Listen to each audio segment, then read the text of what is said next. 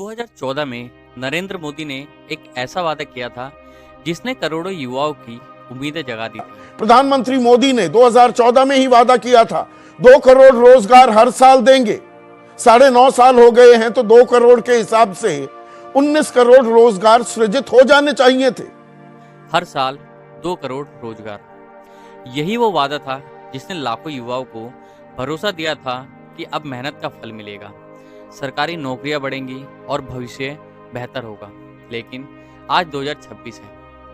अगर आप किसी भी लाइब्रेरी, कोचिंग सेंटर या पढ़ाई करने वाले इलाके में चले जाइए तो आपको हजारों ऐसे युवा मिलेंगे जो कई कई सालों से सिर्फ एक सरकारी नौकरी के इंतजार में अपनी जवानी लगा रहे हैं। तो अब सवाल ये उठता है, अगर रोजगार के अवसर उम्मीद के मुताबिक बड़े हैं तो इतने युवा आज भी सरकारी नौकरी के लिए इतनी लंबी लाइनों में क्यों खड़े हैं? दोस्तों, इस वीडियो का मकसद किसी भी पार्टी से नफरत करना या किसी का प्रचार करना नहीं है।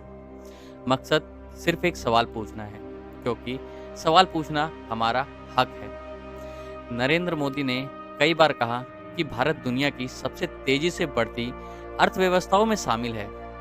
अगर अर्थव्यवस्था बढ़ रही है तो क्या उसी रफ्तार से युवाओं के लिए अवसर भी बढ़ रहे हैं? आज भी एक सरकारी भर्ती निकलती है तो कुछ हजार सीटों के लिए लाखों एप्लीकेशन आते हैं।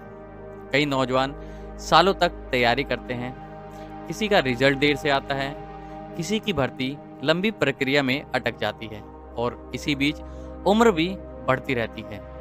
यही वजह है कि रोजगार का मुद्दा हर चुनाव में फिर सामने आता है। बीजेपी कहती है कि उनके infrastructure, startup, digital India, make in India और दूसरे कार्यक्रमों के जरिए रोजगार का अवसर बढ़ाए हैं।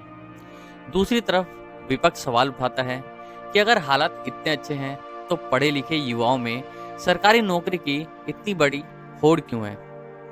एक और बात सोचिए, अगर किसी घर का बेटा 5 साल तक सिर्फ सरकारी नौकरी की तैयारी करता है, परिवार उसकी फीस भरता है, किराया देता है, किताबें खरीदता है और आखिर में भर्ती ही समय पर पूरी नहीं होती, तो उस परिवार पर क्या बीतती होगी? यही वजह है कि रोजगार सिर्फ एक चुनावी मुद्दा नहीं है, यह करोड़ों परिवारों की रोजमर्रा और जिंदगी का सवाल है।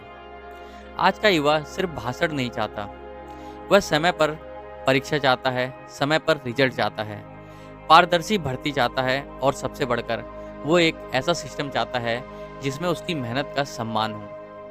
अब मैं आपसे पूछता हूँ, क्या बीजेपी की सरकार उतनी नौकरियां देने में सफल हुई है जितना उसने वादा किया था? अपनी राय कमेंट बॉक्स में जरूर लिखिए और अगर वीडियो इन्फॉर्मेटिव लगी हो तो चैनल को सब्सक्राइब करके बेल के आइकन को जरूर दबा लें।